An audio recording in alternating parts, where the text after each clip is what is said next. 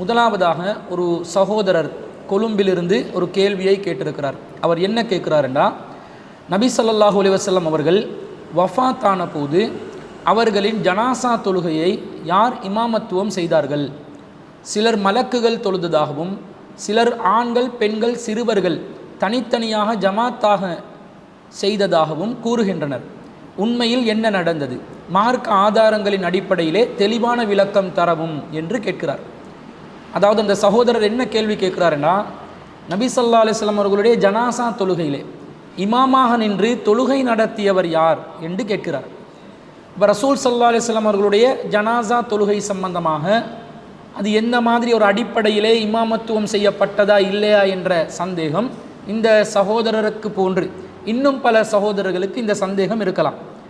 இப்போ ரசூல் ஸல்லல்லாஹு அலைஹி வஸல்லம் அவர்கள் ஒரு இறை தூதராக அவர்களுடைய வாழ்நாளிலே அவர்கள் மார்க்க ரீதியான அனைத்து விஷயங்களையும் மக்களுக்கு தெளிவுபடுத்தியிருக்கிறார்கள். ஆனால் அவர்களுடைய மரணத்திற்கு பிறகு எப்படி இந்த சமூகம் வழிநடத்தப்பட வேண்டும் என்பதை குர்ஆனிலிருந்தும் ஹதீஸிலிருந்தும் ஏற்கனவே வழிகாட்டி இருக்கிறார்கள். ஆனால் ரசூல் ஸல்லல்லாஹு அலைஹி வஸல்லம் அவர்களுடைய ஜனாசா விஷயத்தில் யார் இமாமத்துவம் செய்ய வேண்டும், யார் ஜனாசா தொழுகை தலைமை தாங்கி நடத்த வேண்டும், ரசூல் ஸல்லல்லாஹு அலைஹி வஸல்லம் அவர்களுக்கே யார் பாவ மன்னிப்பு தேட வேண்டும் என்ற விஷயத்தில் முஸ்லீம் சமூகத்தில் அந்த நேரத்தில் கருத்து வேறுபாடு ஏற்படுது. இந்த ஜனாசா தொழுகையை பொறுத்தவரையில் அது வெறுமனே ஒரு தொழுகை மாத்திரம் கிடையாது. அந்த தொழுகையில் ருக்கூக்கள் சுஜூதுகள் எல்லாம் கிடையாது. தக்பீருடைய அந்த நிலையிலிருந்து நிற்கக்கூடிய கியாமுடைய நிலையிலிருந்து 4 அல்லது 5 தக்பீர்களுடன் வாயால் மொழிந்து ஜனாசாவுக்காக வேண்டி பெரும்பாலும் பிரார்த்தனையில் ஈடுபடக்கூடிய பாவ மன்னிப்பு கேட்கக்கூடிய ஒரு பிரார்த்தனையாக ஒரு துஆவாகத்தான் ஜனாசா தொழுகை அமைகிறது. ஆனால் அதற்கு தக்பீர் தஸ்லீம் என்ற 2ம் இருப்பதனால் அது ஒரு தொழுகையாக இருக்கிறது. இப்போ ரசூல் ஸல்லல்லாஹு அலைஹி வஸல்லம் அவர்கள் சஹாபாக்களுக்காக வேண்டி பிரார்த்தனை செய்வார்கள், ஏனைய முஸ்லிம்களுக்காக வேண்டி பிரார்த்தனை செய்வார்கள், இஸ்திஃபார் செய்வார்கள். ரசூலுல்லாஹ் நமக்காக வேண்டி இஸ்திஃபார் செய்தார்கள் என்றால் அதற்கு ஒரு பிரத்யேகமான அங்கீகாரம் அல்லாஹ்விடம் இருக்கிறது. அப்போ ரசூலுல்லாஹ் பிறருக்காக வேண்டி பிரார்த்தனை செய்ய வேண்டிய இஸ்திஃபார் செய்ய வேண்டிய நிலையில் இருக்கிறார்கள். அது ரசூலுல்லாஹ்வுடைய அந்த தனித்துவம், ரசூல் ஸல்லல்லாஹு அலைஹி வஸல்லம் அவர்களுடைய அந்த தூதுத்துவத்துக்கு கிடைத்த ஒரு கண்ணியம் என்று இருக்கும் பொழுது நபிகள் நாயகம் ஸல்லல்லாஹு அலைஹி வஸல்லம் அவர்களுக்கு ஏனையவர்கள் எப்படி பாவ மன்னிப்பு கேட்கறது? ரசூலுல்லாஹ்வுக்கு நாங்கள் பாவ மன்னிப்பு கேட்குறதா இருந்தால் நாங்கள் ரசூலுல்லாஹ்வை விட ஒரு தரத்தில் உயர்ந்த ஒரு நிலைக்கு போகிற மாதிரி ஒரு நிலையும் ஏற்படுகிறது. அதனால் இமாமத்துவம் செய்து ரசூல் ஸல்லல்லாஹு அலைஹி வஸல்லம் அவர்களுக்கு நாங்கள் ஜனாசா தொழுகையில் நின்று எப்படி பாவ மன்னிப்பு கேட்குற மாதிரி சர்ச்சைகள் ஏற்படுது. அதே நேரத்தில் ஜனாசா ஒன்று ஏற்பட்டால் அந்த ஜனாசாவுக்கு நாங்கள் செய்ய வேண்டிய கடமைகளில் ஜனாசாவை குளிப்பாட்டி கஃன் செய்து தொழுகை நடத்தி அடக்கம் செய்ய வேண்டும் என்பதையும் இஸ்லாம் நமக்கு கற்றுத்தருகிறது. இந்த 2ஐயும் யோசித்து பார்த்து நபித்தோழர்கள் என்ன மாதிரி ஒரு நிலைப்பாட்டை எடுக்கிறாங்கன்னு சொன்னால், ரசூலுல்லாஹ்வுடைய ஜனாசா கிரியைகளை நாங்கள் நிறைவேற்றவும் வேண்டும், அதே நேரத்தில் நாங்கள் ரசூலுல்லாஹ்வுக்கு பாவ மன்னிப்பு கேட்டு ரசூல் ஸல்லல்லாஹு அலைஹி வஸல்லம் அவர்களுக்கு நாங்கள் அல்லாஹ்விடத்தில் மன்றாடி பாவ மன்னிப்பு கேட்குற அளவுக்கு நாங்கள் தகுதி வாய்ந்தவர்களும் அல்ல. எனவே நாங்கள் தனியாக இமாமத்துவம் நடத்தி தலைமைத்துவத்தை உருவாக்கி இமாம் ஜமாத் நடத்தி அதை செய்கிறதை விட நாங்கள் ஒவ்வொருவரும் தனித்தனியாக நின்று நம்முடைய கடமையை அந்த ஜனாசாவுக்காக வேண்டி செய்ய வேண்டிய கடமையை நிறைவேற்றி சென்றால் போதுமானது என்று நினைத்து அவர்கள் என்ன செய்கிறார்கள், ஒரு பாவம் மன்னிப்பு கேட்குறாங்க, ஜனாசா தொழுகை நடத்துகிறாங்க. ஆனால் இமாமத் யாருமே செய்யலை. ரசூலுல்லாஹ்வுக்கே இமாமத் செய்து பாவ மன்னிப்பு கேட்குற தகுதியில் நாங்கள் யாரும் இல்லை என்று புரிந்து அவர்கள் இமாமத் செய்யவில்லை என்ற அந்த செய்திகளை நாங்கள் ஹதீஸ் நூட்களில் பார்க்குறோம். அபு அசீம் ரலியல்லாஹு அன்ஹு அவர்கள் அறிவிக்கக்கூடிய செய்தி முஸ்னத் அஹ்மதில் 19837வது செய்தியாக பதிவு செய்யப்படுகிறது. அபு அசீப் அல்லது அபு அபி ஹசீம் என்ற அவருடைய பேர் வருகிறது. என்ன நடக்குதுன்னு சொன்னால், கால பஹ்சுன் இன்னவு ஷஹித ஸலாத் அலா ரசூலில்லாஹி ஸல்லல்லாஹு அலைஹி வஸல்லம் அவர்கள், அபு அசீம் அவர்கள் நபிகள் நாயகம் ஸல்லல்லாஹு அலைஹி வஸல்லம் அவர்களுடைய ஜனாசா தொழுகையில் கலந்து கொண்டார்கள். காலு கேட்கிறார்கள், கைஃப நுஸல்லி அலைஹி, நபி ஸல்லல்லாஹு அலைஹி வஸல்லம் அவர்களுக்கு நாம் எப்படி தொழுகை நடத்துவது என்று சஹாபாக்கள் மத்தியிலே ஒரு சர்ச்சை கிளம்புகிறது. அப்போ ஒருவர் சொல்கிறார், கால உதுஹுலு அர்சாலன் அர்சாலா, நீங்கள் ஒவ்வொருவரும் தனித்தனி குழுவினராக சென்று தொழுகை நடத்தி கொள்ளுங்கள். கால ஃபகானு யதுஹுலூன மின் ஹாதல் பாபி, இந்த வாசல் வழியாக நுழைந்து ரசூலுல்லாஹ்வுடைய வீட்டில் வாசலை காட்டி இந்த வாசல் வழியாக நுழைந்து ஃபயஸல்லூன அலைஹி, சஹாபாக்கள் ரசூல் ஸல்லல்லாஹு அலைஹி வஸல்லம் அவர்களுக்கு தொழுகை நடத்தினார்கள். சும்ம யஹ்ருஜூன மினல் பாபில் ஆஹரி, பிறகு இன்னொரு வாசல் வழியாக அந்த தொழுகை நடத்தியவர்கள் வெளியேறினார்கள் என்று சொல்லி இந்த செய்தியில் வருது. அப்போ ரசூல் ஸல்லல்லாஹு அலைஹி வஸல்லம் அவர்களுக்கு சஹாபாக்கள் குழு குழுவாக வந்து ரசூலுல்லாவுடைய வீட்டிலேயே அந்த ஜனாசா அடக்கம் செய்யப்பட வேண்டும் என்பதும் இருக்கிறது. நபிமார்கள் எந்த இடத்தில் மரணித்தார்களோ அந்த இடத்தில் அடக்கம் செய்யப்பட வேண்டும் என்ற செய்தியும் இருப்பதனால ரசூலுல்லாவுடைய ஜனாசாவை வீட்டிலிருந்து தனியாக வெளியே எடுக்காமல் அந்த வீட்டிலேயே வச்சு தொழுகையும் நடத்தி ஒவ்வொருவரும் தனித்தனியாக தொழுகையை நடத்தி ஒரு வாசல் வழியிலே நுழைந்து மறுவாசல் வழியாக வெளியே சென்றார்கள் என்ற செய்தியை தான் நாங்கள் என்ன செய்கிறோம், ஹதீஸ் நூட்களில் பார்க்குறோம். அப்போ ரசூல் ஸல்லல்லாஹு அலைஹி வஸல்லம் அவர்களுடைய அந்த சவக்குழியில் காலல் முகீரத்து கது பக்கிய மின் ரிஜ்லைஹி ஷைஉன் லம் யுஸ்லிஹூஹு, ரசூலுல்லாவுடைய கால் பகுதி சரி செய்யப்படாத நிலையில் கபிரிலே வைக்கப்படுகிறது. அந்த நேரத்தில் ஃபதுஹுல் ஃபாஸ்லிஹு, ஒருவர் சொல்கிறார் காலு, சிலர் சொல்கிறார்கள் நீங்கள் இறங்கி அந்த ரசூலுல்லாவுடைய கால் பகுதியை சரி செய்யுங்க. ஃபதஹல வ அத்ஹல யதஹு ஃபமஸ்ஸ கதமைஹி, நான் இறங்கி ரசூல் ஸல்லல்லாஹு அலைஹி வஸல்லம் அவர்களுடைய கால் பகுதிக்கு இருக்கக்கூடிய அந்த பகுதியில் தோண்டி எடுத்து ரசூலுல்லாவுடைய காலை சரி செய்து வைத்தேன். பிறகு ஃபகால அஹீலு அலைய துராப, சஹாபாக்களுக்கு சொல்கிறாங்க இப்போ மண்ணை போடுங்க. ஃபஹாலு அலைஹி துராப ஹத்தா பலக அன்சாஃப சாக்கைஹி, என்னுடைய காலுடைய கெண்டை கால் பகுதி நிரம்பும் அளவுக்கு மண்ணை தூவினார்கள், மண்ணை அள்ளி போட்டார்கள். சும்ம ஹரஜ ஃபகான யகூலு அன அஹ்தசுக்கும் அஹ்தன் பி ரசூலில்லாஹி ஸல்லல்லாஹு அலைஹி வஸல்லம், பிறகு நான் வெளியே வந்தேன், நபி ஸல்லல்லாஹு அலைஹி வஸல்லம் அவர்களுடன் மிக அண்மை தொடர்பு கொண்ட இறுதி பணியை செய்தவர் நானேன் என்று நான் அறிவிக்கக்கூடியவனாக இருந்தேன் என்று அபு அசீம் அவர்கள் இந்த செய்தியை சொல்கிறாங்க. அப்போ ரசூலுல்லாவுடைய ஜனாசா குழு குழுவாக ஒவ்வொருத்தரும் பிரத்யேகமாக தொழுந்து போயிருக்கிறாங்கன்ற செய்தி தான் வருது. இன்னொரு அறிவிப்பு வருகிறது, ஆனால் அந்த அறிவிப்பு பலவீனமான அறிவிப்பாக இருக்குது. முதலில் ஆண்களும் பிறகு பெண்களும் பிறகு சிறுவர்களும் அணிவகுத்து ரசூல் ஸல்லல்லாஹு அலைஹி வஸல்லம் அவர்களுக்கு தொழுகை நடத்தினார்கள் என்ற செய்தி வருது. அதில் ரசூல் ஸல்லல்லாஹு அலைஹி வஸல்லம் அவர்களுக்கு யாருமே இமாமத் செய்யவில்லை. ரசூல் ஸல்லல்லாஹு அலைஹி வஸல்லமுடைய ஜனாசா தனியாகத்தான் தொழுவிக்கப்பட்டது. வலம் யு அம்மன் நாச அலா ரசூலுல்லாஹி ஸல்லல்லாஹு அலைஹி வஸல்லம் அஹதுன், ரசூலுல்லாவுக்கு யாருமே இமாமத் செய்யவில்லை என்ற ஒரு செய்தி வருது. இந்த செய்தி இப்னு மாஜால 1617வது செய்தியாக வருகிறது. அப்துல்லா இப்னு அப்பாஸ் ரலியல்லாஹு அன்ஹு அறிவிக்கிறாங்க. ஆனால் இது ஒரு பலமான செய்தியாக இல்லை என்பதிலிருந்து இதை ஆதாரமாக வைத்து யாரும் இமாமத் செய்யவில்லை என்று சொல்ல முடியாவிட்டாலும் இமாமத்து இன்னார் தான் செய்தார்கள் என்று குறிப்பு வராததிலிருந்தே யாருமே இமாமத் செய்யாமல் எல்லாம் குழு குழுவாக தனித்தனியாக தொழுந்துட்டு போயிட்டு இருக்கிறாங்க என்று தான் அந்த செய்திகள்லேருந்து விளங்குது. ஒரு இமாமத்துக்கு கீழே இருந்து தொழுவித்திருந்தால் குழு குழுவாக தனித்தனியாக தொழுந்திருக்கிறதுக்கு வாய்ப்பு இருந்திருக்காது. ஒரு இமாமுக்கு கீழே எல்லோரும் ரசூலுடைய வீட்டுக்குள்ள ஒரு சிலரும் வெளியே இன்னொரு மற்றும் சிலரும் இருந்து தொழுகையை முழுமைப்படுத்தி இருப்பார்கள். அப்படி இல்லாமல் கூட்டம் கூட்டமாக போய் தான் தொழுகையில் ஈடுபட்டாங்க. அப்போ தனியாக தான் ஒவ்வொருத்தரும் தொழுந்திருக்கிறாங்கன்றது விளங்குது.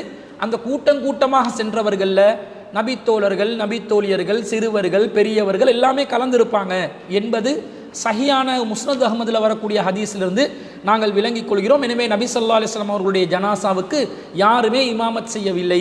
ஜனாசா தொழுகையை நிறைவேற்றாங்க, தனித்தனியாகத்தான் ஒவ்வொருவரும் தொழுகிறார்கள் என்பதுதான் ரசூலுல்லாவுடைய ஜனாசா விஷயத்தில் நாம் பெறக்கூடிய அந்த தகவலாக இருக்கிறது. அந்த கேள்வி கேட்ட சகோதரருக்கு பதிலாக பதிவு செய்து கொள்கிறோம். இரண்டாவது கேள்வியாக என்ன கேட்கிறாங்கன்னா, பள்ளிவாசலில் ஜனாசா தொழுகை நடத்தலாமா, இது சுன்னத்தா அல்லது தடை செய்யப்பட்டதா என்று மற்றும் ஒரு சகோதரர் கொழும்பிலிருந்து ஒரு கேள்வியை கேட்கிறார். அதாவது பள்ளிவாசல்களில் பள்ளிவாசலுக்குள்ளே மஸ்ஜிதுக்குள்ளேயே ஜனாசா தொழுகை நடத்தலாமா என்பது தான் கேள்வி. பொதுவாக இந்த ஜனாசா தொழுகையை பொறுத்தவரையில் பெரும்பாலும் இலங்கையில், கொழும்பில், இன்னும் பல பகுதிகளில் பள்ளிவாசல்களில் தான் ஜனாசா தொழுகையை நடத்துகிறாங்க. ஒரு சில ஜனாசா தொழுகை நடத்தும் இடமாக மையவாடியிலே தனியாக ஒரு திடல் ஒன்றை வச்சு அதுக்கு சில தடுப்புகளை வச்சு மையவாடியில் தொழுகிற மாதிரி ஏற்பாடுகளை செஞ்சுருக்கிறாங்க. ஆனால் ரசூல் ஸல்லல்லாஹு அலைஹி வஸல்லம் காலத்தில் எது நடைமுறையாக இருந்தது? பள்ளிவாசலில் ஜனாசா தொழுகை நடத்தப்பட்டதா அல்லது ஒரு திடலிலே தான் ஜனாசா தொழுகை நடத்தப்பட்டதா அல்லது இரண்டிலும் தொழுவதற்கு அனுமதி இருக்கிறதா என்பதை நாம் குர்ஆன் ஹதீஸிலிருந்து ஆய்வு செய்து பார்க்க வேண்டும். பொதுவாக நபிகள் நாயகம் ஸல்லல்லாஹு அலைஹி வஸல்லம் அவர்கள் மஸ்ஜிதில் ஜனாசா தொழுகை நடத்தி இருக்கிறார்களா என்ற கேள்வியை தேடி பார்க்கின்ற நேரத்தில் அதற்கு நபி ஸல்லல்லாஹு அலைஹி வஸல்லம் அவர்கள் சம்பந்தப்படுத்தப்பட்ட ஒரு நேரடி ஹதீஸ் ஆதாரம் இருப்பதை பார்க்கிறோம். எப்படி ஹதீஸ் வருதுன்னா, அப்துல்லா இப்னு ஜுபைர் ரலியல்லாஹு அன்ஹு அவர்கள் அறிவிக்கக்கூடிய ஹதீஸ் சஹீஹ் முஸ்லிமில் 1771வது செய்தியாக பதிவு செய்யப்படுகிறது. என்ன நடக்குது? லம்மா தூஃபிய சஅத் இப்னு அபி வக்காஸின், சஅத் இப்னு அபி வக்காஸ் ரலியல்லாஹு அன்ஹு அவர்கள் வஃபாத்தான நேரத்தில் அர்ஸல அஸ்வாஜுன் நபி ஸல்லல்லாஹு அலைஹி வஸல்லம் ஐயமுர்ரு பி ஜனாஸதிஹி ஃபில் மஸ்ஜிதி, நபி ஸல்லல்லாஹு அலைஹி வஸல்லம் அவர்களுடைய சில மனைவிமார்கள் கட்டளையிடுறாங்க சஹாபாக்களுக்கு, சஅத் இப்னு அபி வக்காஸுடைய ஜனாசாவை பள்ளிவாசலுக்கு கொண்டு வாருங்கள். ஃபயுஸல்லீன அலைஹி, அவர்கள் அந்த ஜனாசாவுக்காக வேண்டி தொழுகை நடத்த வேண்டும் என்று பள்ளிவாசலுக்கு கொண்டு வருமாறு சொல்கிறார்கள். ஃபஃபாலு, சஹாபாக்களும் அப்படியே கொண்டு வந்தார்கள். வ உகிஃப பிஹி ஹலா ஹுஜ்ரிஹின்ன, நபித்தோழியர்கள் உம்மாத்துல் மூமினின்கள் ரசூலோட மனைவிமார்களுடைய அறைகளுக்கு முன்னாடி அந்த ஜனாசா கொண்டு வந்து வைக்கப்படுகிறது. பள்ளிவாசல் பக்கத்தில் ரசூல்லாவுடைய மனைவிமார்களுடைய அறைக்கு முன்னாடி பள்ளிவாசலில் ஜனாசா கொண்டு வந்து வைக்கப்படுகிறது. யுஸல்லீன அலைஹி, பிறகு நபி ஸல்லல்லாஹு அலைஹி வஸல்லம் உடைய மனைவிமார்கள் சஅத் இப்னு அபி வக்காஸ் ரலியல்லாஹு அன்ஹு அவர்களுடைய ஜனாசாவுக்கு தொழுகை நடத்துகிறாங்க. நபித்தோழியர்களாக உம்மாத்துல் மூமினின்களாக இருந்த அன்னை ஆயிஷா சித்திகா ரலியல்லாஹு அன்ஹா அவர்கள் உட்பட பல உம்மாத்துல் மூமினின்கள் சேர்ந்து பிரத்யேகமாக சஅத் இப்னு அபி வக்காஸ் ரலியல்லாஹு அன்ஹு அவங்களுக்கு பள்ளிவாசல்லே ஜனாசா தொழுகை நடத்துகிறாங்க. உஹ்ரிஜ பிஹி மின் பாபில் ஜனாயிசி அல்லதி கான இலல் மக்காயிதி, பிறகு தொழுகை நடத்திய பிறகு மக்காயித் என்று சொல்லக்கூடிய ஜனாசா தொழுகைகள் வைக்கப்படுகின்ற அந்த இடத்திற்கு அவருடைய ஜனாசா கொண்டு செல்லப்படுகிறது. ஃபபலகஹுன்ன அன்னன்னாஸ ஆபு ஸாலிக, ஆனால் இப்படி பள்ளிவாசலில் ஜனாசா தொழுகை நடத்தியது தவறு என்று சஹாபாக்கள் மத்தியிலே ஒரு விமர்சனம் செல்வதை அன்னை ஆயிஷா ரலியல்லாஹு அன்ஹா அவர்களுக்கு எட்டுகிறது. வகாலு மா கானத்துல் ஜனாயிசு யுதுஹலு பிஹல் மஸ்ஜித, சஹாபாக்கள் என்ன பேசி கொண்டாங்களாம், ஒரு ஜனாசாவை பள்ளிவாசலுக்குள்ளே கொண்டு போகிறது நல்லம் இல்லையே, அது தகுந்த ஒரு காரியம் இல்லையே என்று சொன்ன உடனே ஃபபலக ஸாலிக ஆயிஷத்தை, இது ஆயிஷா ரலியல்லாஹு அன்ஹாக்கு எத்தி வைக்கப்படுகிறது. ஃபகாலத், ஆயிஷா ரலியல்லாஹு அன்ஹா சொல்கிறாங்க, மா அஸ்ரஅன் நாஸ இலா ஐ யஈபு மா லா இல்ம லஹும் பிஹி, மக்கள் என்ன அவங்களுக்கு அறிவில்லாத விஷயத்தில் விமர்சனங்களை சொல்வதற்கு முன்வைத்து விட்டார்கள்.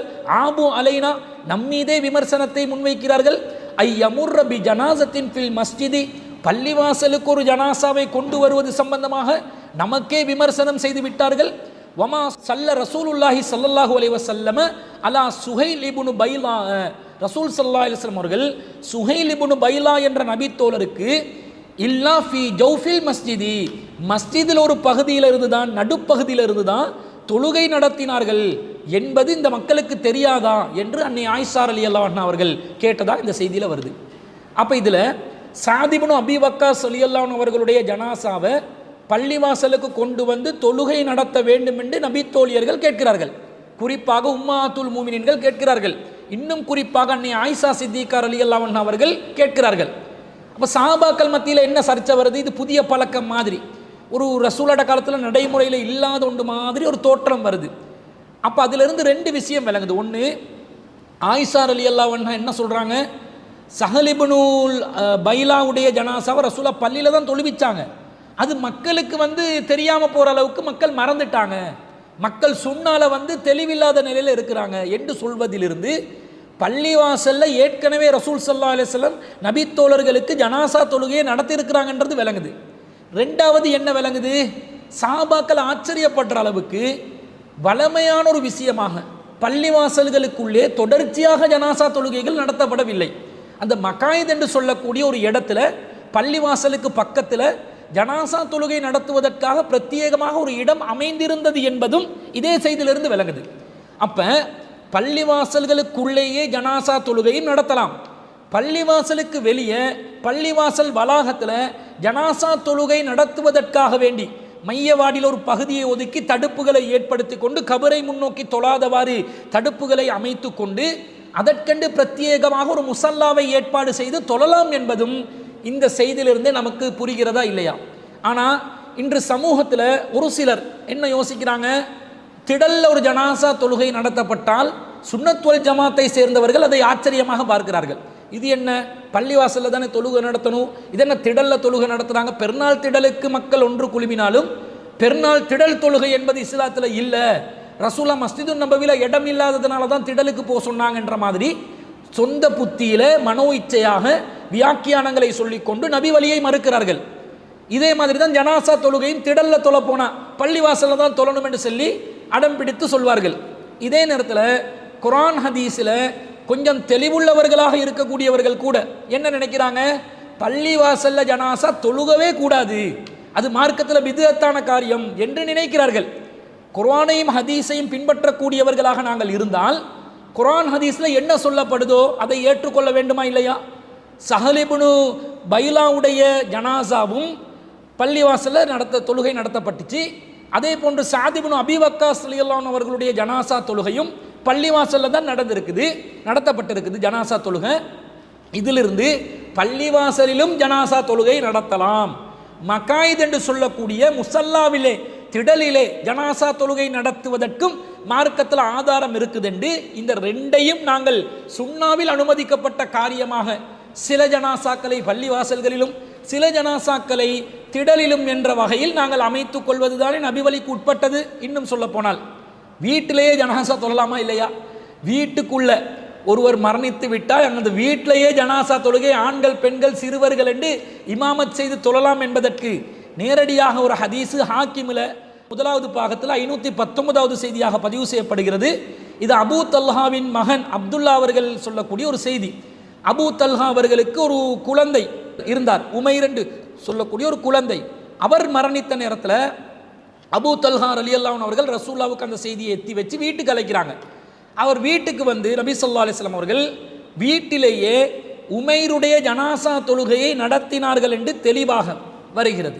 முன்னாடி நபி ஸல்லல்லாஹு அலைஹி வஸல்லம் அவர்கள் இமாமத் செய்கிறார்கள், பின்னாடி அபூ தல்ஹா அவர்கள் இருக்கிறார்கள், அவர்களுக்கு பின்னாடி உம்மு சுலைம் ரலியல்லாஹு அன்ஹா அவர்கள் அபூ தல்ஹா அவர்களின் மனைவி பின்னே நின்றார்கள். இவங்களை தவிர வேறு யாருமே நிக்கல் என்ற அளவுக்கு செய்திகள் அறிவிக்கப்பட்டிருக்குதா இல்லையா? அப்போ இதிலிருந்து என்ன விளங்குது? வீட்டிலேயே ஒருத்தர் விரும்பினால் ஜனாசா தொழுகை நடத்தலாம். பெண்கள் ஒரு ஜனாசா தொழுகையில் பங்கு பெறணும் என்று நினைத்தால், இப்போ மையவாடியிலையோ பள்ளிவாசல்களையோ பெண்கள் வந்து கலந்து கொண்டு ஜனாசா தொழுகையில் கலந்து கொள்கிற அளவுக்கு வாய்ப்பு கொடுக்குறாங்க இல்லை.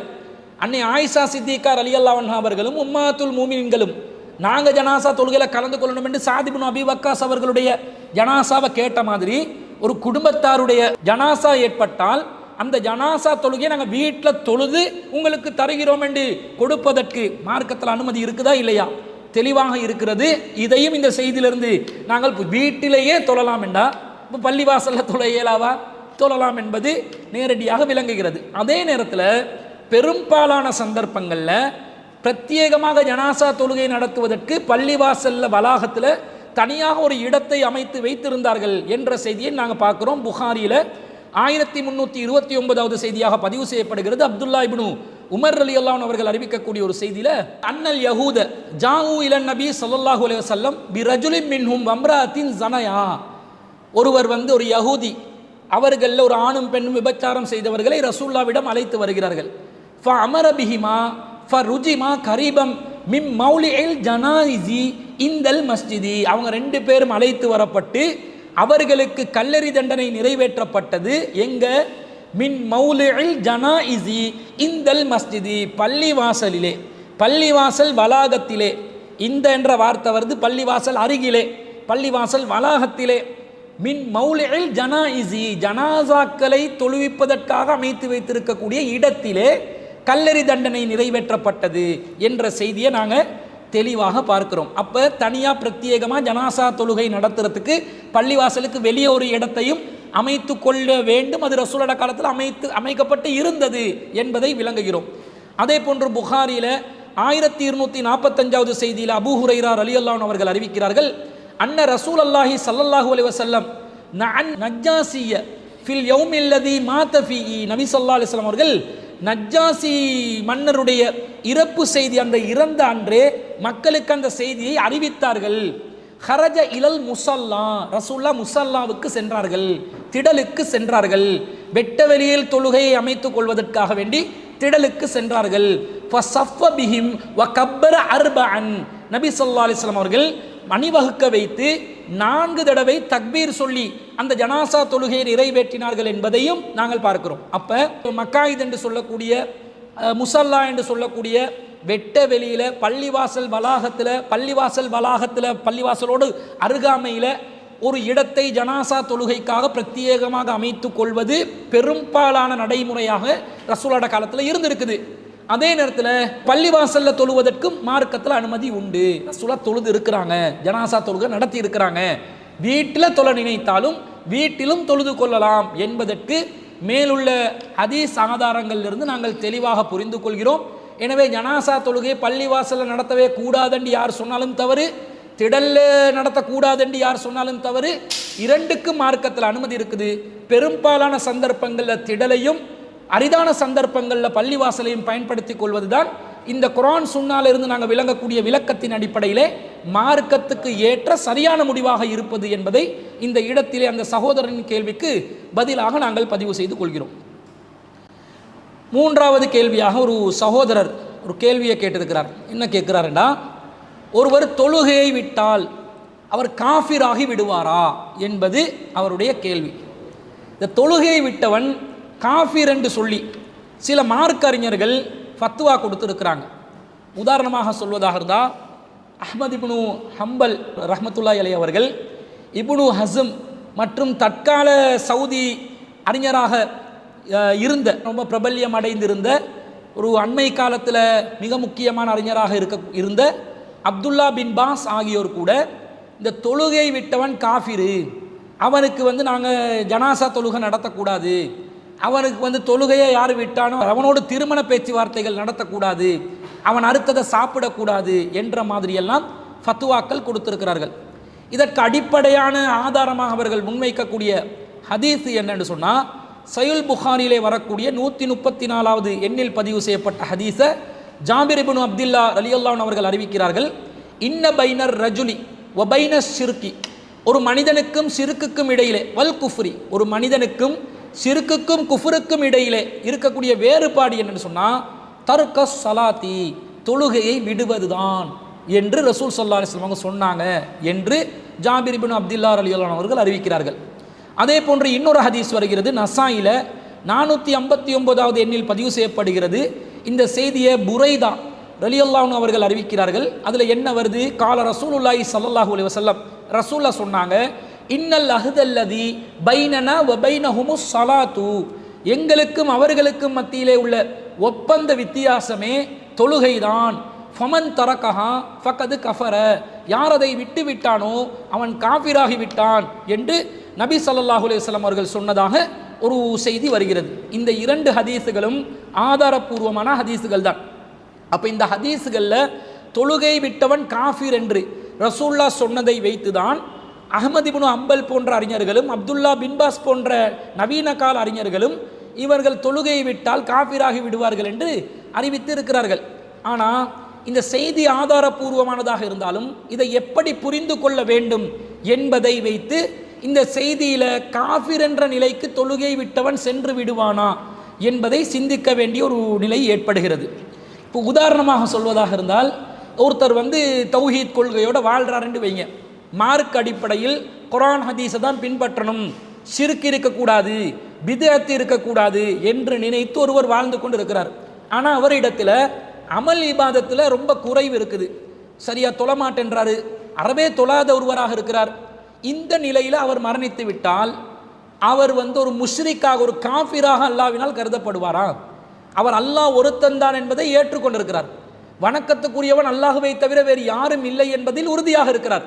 ஆனால் தொழுகை இல்லை, அவர்கிட்ட கொள்கை இருக்குது, தொழுகை இல்லை. இந்த நிலையில் அவர் ஒரு காஃபிருடைய அந்தஸ்தில் மறுமையில் கணிக்கப்படுவாரா, பார்க்கப்படுவாரா என்று பார்த்தால், ஒரு காஃபிருடைய நிலையில் அவர் பார்க்கப்பட மாட்டார் என்று நினைக்கின்ற அளவிற்கு, விளங்குகின்ற அளவிற்கு ஏராளமான சான்றுகள் அல் குர்ஆன்லையும் ஹதீஸ்லையும் கிடைக்குது.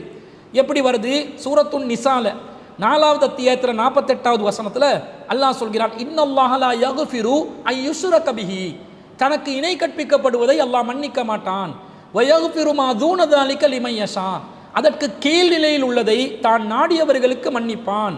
வமை யுஷ்ரிக் பில்லாஹி ஃபகத் இஃப்தரா இஸ்மன் அலீமா, யார் அல்லாஹ்வுக்கு இணை கற்பித்து விட்டார்களோ அவர்கள் மகத்தான மிகப்பெரிய ஒரு பாவத்தை கற்பனை செய்து விட்டார்கள் என்று அல்லாஹ் குர்ஆன்ல சொல்றான். சிறுக்கு செய்தவர்களுடைய பாவத்தை தான் அல்லாஹ் மன்னிக்க மாட்டான். அதற்கு கீழ்நிலையில் உள்ள எந்த பாவமாக இருந்தாலும் அல்லாஹ் நாடியவர்களுக்கு மன்னிப்பான் என்று சொல்கிறானா இல்லையா? அப்போது அவர் ஏகத்துவவாதியாக இருக்கிறாரு, ஷிர்க் செய்யாதவராக இருக்கிறாரு, குஃப்ரு செய்யாதவராக இருக்கிறாரு. ஆனால் அவர் தொழுகை என்ற அமலில் பொடுபோக்காக இருந்திருக்கிறார் அல்லது தொழாத ஒரு நிலையில் இருந்திருக்கிறார். இந்த நிலையில் அவர் ஒரு முஷ்ரிக்காக மறுமையில் கருதப்படுவாரா? கருதப்பட மாட்டார். அந்த ஷிர்க் கொடிய பாவம் இருக்குதே, அதுக்கு கீழ்நிலையில் உள்ளது தானே தொழாமல் இருப்பது. அப்போ அல்லாஹ் ஷிர்க்கை தானே அல்லாஹ் மன்னிக்க மாட்டேன்றான். அதுக்கு கீழ்நிலையில் என்ன பாவமாக இருந்தாலும் அல்லாஹ் நாடியவர்களுக்கு மன்னிப்பான் என்கிறானே. அல்லாஹ் நாடியவர்களுக்கு மன்னிப்பான் என்றால் காஃபிர்களுக்கு அல்லாஹ் நாடுவானா? நாட மாட்டான். அப்போ இவர் காஃபிருடைய நிலையில் இருக்கிறாரா? இல்லை, ஷிர்க் செய்யலை.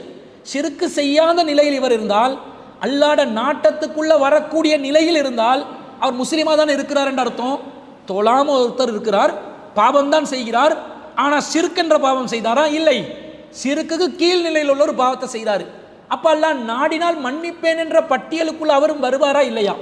எந்த அளவுக்கு என்று சொன்னால், நபி ஸல்லல்லாஹு அலைஹி வஸல்லம் அவர்கள் ஒரு முறை ஒரு செய்தியை சொல்கிறாங்க. சஹீஹ் புகாரியில் 5827வது செய்தியாக வருது. அபூ தர் ரலியல்லாஹு அன்ஹு அவர்கள் அறிவிக்கிறார்கள். ரசூலுல்லாஹ் சொல்கிறாங்க, மாமின் அப்தின், எந்த ஒரு அடியாராக இருந்தாலும், கால அவர் சொல்லி இருந்தால், லா இலாஹ இல்லல்லாஹ், வணக்கத்துக்குரியவன் அல்லாஹுவை தவிர வேறு யாரும் இல்லை, சும்ம மாத்த, பிறகு மரணித்து விட்டால், அலா தாலிக, அந்த கொள்கையில் இருந்து மரணித்து விட்டால், இல்லா தஹலல் ஜன்னா, அவர் சொர்க்கத்துக்குள்ளே நுழைந்து விடுவார், நுழையாமல் இருக்க மாட்டார். இல்லா தஹலல் ஜன்னா, சொர்க்கத்துக்குள்ளே நுழையாமல் இருக்க மாட்டார் என்று நபி ஸல்லல்லாஹு அலைஹி வஸல்லம் சொல்றாங்க. அப்ப அபூ தர் ரலியல்லாஹு அன்ஹு கேட்குறாங்க, குல்து வ இன் ஜனா வ இன் சரக்க, அவர் விபச்சாரம் செய்தாலுமா, அவர் திருடினாலுமா என்று கேட்கிறார்.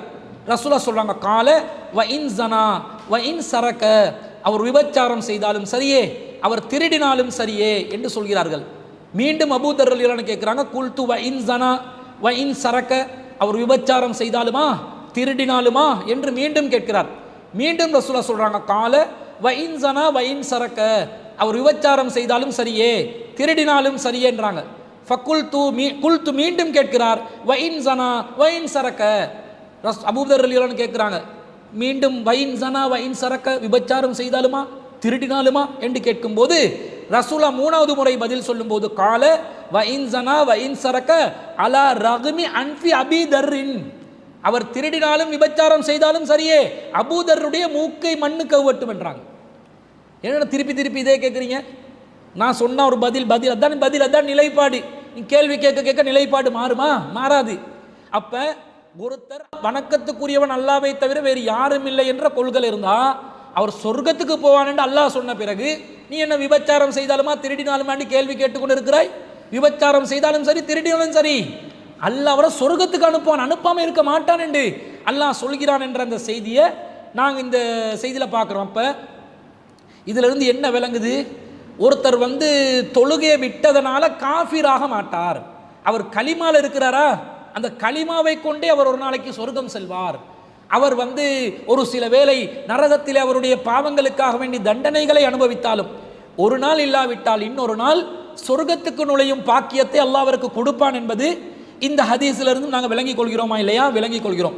அதே போன்று சஹீஹ் புகாரில 129வது செய்தியாக ஒரு செய்தி வருகிறது. அனஸ் இப்னு மாலிக் ரலியல்லாஹு அன்ஹு அவங்க அறிவிக்கிறாங்க, ஜுக்கிரலி அன்னன் நபிய ஸல்லல்லாஹு அலைஹி வஸல்லம் காலலி முஆத் இப்னு ஜபல், முஆத் இப்னு ஜபல் ரலியல்லாஹு அன்ஹு அவர்களுக்கு ரசூலுல்லாஹ் சொன்ன ஒரு செய்தி நினைவூட்டப்படுகிறது. மன் லக்கியல்லாஹ லா யுஷ்ரிகு பிஹி ஷைஅன் தஹலல் ஜன்னா, யார் ஒருவர் அல்லாஹ்க்கு எவரையும் இணை கற்பிக்காத நிலையில் மரணித்து விடுகிறார், அல்லாஹ்வை சந்திக்கிறாரோ அவர் மறுமையிலே சொர்க்கத்துக்கு நுழைவார் என்று ரசூலுல்லாஹ் சொல்றாங்க. கால அப்ப கேட்குறாங்க, அலா உபஷிரும் நாச, இதை நான் மக்களுக்கு அறிவிக்கட்டுமா என்று முஆத் இப்னு ஜபல் ரலியல்லாஹு அன்ஹு கேட்குறாங்க. ரசூல் ஸல்லல்லாஹு அலைஹி வஸல்லம் சொன்னாங்க, கால லா, அறிவிக்க வேண்டாம், இன்னி அஹாஃபு ஐயத்தகிலு, மக்கள் இந்த செய்தியை கேள்விப்பட்டு அமல் இபாதத்தில் ஆர்வமாக இல்லாமல் இருந்து விடுவார்கள் என்று நான் அஞ்சுகிறேன், அதனால இதை அறிவிக்க வேண்டாம் என்று சொன்னதாக ஒரு செய்தி வருகிறது. அப்ப மம்பக்கியல்லாஹ லா யுஷ்ரிகு பிஹி ஷைஅன், அல்லாஹ்க்கு இணை கற்பிக்காத நிலையில் யார் அல்லாஹ்வை சந்திக்கிறாரோ தஹலல் ஜன்னா, சொர்க்கத்துக்கு நுழைவார். அவர் தொழாத ஒரு நிலையில் இருந்தாலும் அல்லாஹ் அவருடைய பாவங்களை மன்னிப்பதற்கு நாடினால் உடனே சொர்க்கம். அல்லாஹ் கொஞ்ச நாள் அவரை தண்டனை கொடுத்து நரகத்தில் அவர் செஞ்ச பாவங்களுக்கு தண்டனைகள் அனுபவிக்க வச்சு பிறகு அல்லாஹ் தஆலா அவரை மன்னிச்சு சொர்க்கத்துக்கு அனுப்புவதற்கும் வாய்ப்பு இருக்குது. இந்த ரெண்டு நிலையும் யாருக்கு கிடைக்கும்? முஸ்லிமுக்கு தானே கிடைக்கும். அப்போ தொழுகையை விட்டதுனால ஒருத்தர் காஃபிர் என்று நமக்கு சொல்ல முடியுமா? சொல்ல முடியாது என்பதை நாங்கள் பார்க்கிறோம். அதே போன்று இன்னும் ஏராளமான சான்றுகள் தொழுகை, இந்த கலிமாவுக்கு, இந்த கொள்கையில் யார் இருக்கிறாங்களோ, லா இலாஹ இல்லல்லாஹ் என்ற கொள்கையில் யார் உறுதியாக நிற்கிறார்களோ அவர்களுக்கு சொர்க்கம் நிச்சயமாகும் என்பதற்கு ஏராளமான சான்றுகள். மறுமை நாளில் தனியாக அல்லாஹ் ஒரு மனிதரை கொண்டு வந்து நிறுத்துவான். நிறுத்துகிற நேரத்தில் அல்லாஹ் தஆலா அவரிடம் விசாரணை நடத்துகின்ற நேரத்தில் அவருடைய பழைய 99 ஏடுகளை விரித்து அல்லாஹ் தஆலா அவருடைய எல்லா ஏடுகளையும் அவருடைய பார்வை எட்டும் தூரம் அளவுக்கு அல்லாஹ் விரித்து காட்டி சும்ம யகூலு, பிறகு கேட்பான், அத்துன்கிரு மின் ஹாதா ஷைஅன், இதிலே ஏதாவது ஒன்றை நீ மறுக்கிறாயா என்று கேட்க நேரத்தில் அலலமக கதபத்தில் ஹாஃபிதூன், என்னுடைய கண்ணியமான எழுத்தாளர்கள், பாதுகாப்பான எழுத்தாளர்கள் ஏதாவது உங்களுக்கு அநியாயம் செஞ்சிட்டாங்களா, நீங்க செய்யாததெல்லாம் பதிவு செஞ்சிருக்கிறாங்களா என்று அவனிடம் கேட்கிற நேரத்தில் யகூல் ஃபயகூலு லா யா ரப்பி, இல்லை என் இறைவனே என்று அவன் சொல்வான். ஃபயகூலு அஃபலக உதுருன், ஏதாவது எக்ஸ்கியூஸ் இருக்குதா, கேட்க முடியுமா, நீ தப்பிப்பதற்கு நியாயம் ஏதாவது சொல்றதுக்கு உனக்கு வாய்ப்பளிக்கப்படுகிறது, ஏதாவது ஒரு நியாயமான காரணம் உனக்கு சொல்ல முடியுமா என்று கேட்ட நேரத்தில் அவர் சொல்வார், கால யா ரப்பி, என் இறைவன் எதுவுமே இல்லை, லா யா ரப்பி, என் இறைவனே எதுவுமே எனக்கு இல்லை என்று சொல்வான். பிறகு பலா இன்னலக்க இந்தனா ஹசனத்தன், அல்லாஹ் அந்த நேரத்தில் சொல்வான், ஆனாலும் உனக்கு நம்மிடத்திலே ஒரு நன்மை இருக்கிறது. ஃபஇன்னஹு லா துலும அலைக்கல் யௌம, இன்றைய தினம் உனக்கு எந்த அநீதியும் இருக்காது. ஃபதஹ்ருஜு பிதாகத்துன் ஃபீஹா, அவருடைய ஏடுகள்ல இருந்து சின்னொரு சிற்றேடு ஒன்று விரித்து காட்டப்படும். அதுல அஷ்ஹது அல்லா இலாஹ இல்லல்லாஹு வ அஷ்ஹது அன்ன முஹம்மதன் அப்துஹு வ ரசூலுஹு, வணக்கத்துக்குரியவன் அல்லாஹ்வை தவிர வேறு எந்த கடவுளும் இல்லை என்று சாட்சி பகிர்வதும், நபிகள் நாயகம் ஸல்லல்லாஹு அலைஹி வஸல்லம் அவர்கள் இறுதி தூதரும் அல்லாஹ்வின் அடியாரும் ஆவார் என்பதை சாட்சி பகிர்ந்ததும் அல்லாஹ் பதிவு செய்து வைத்திருப்பான்.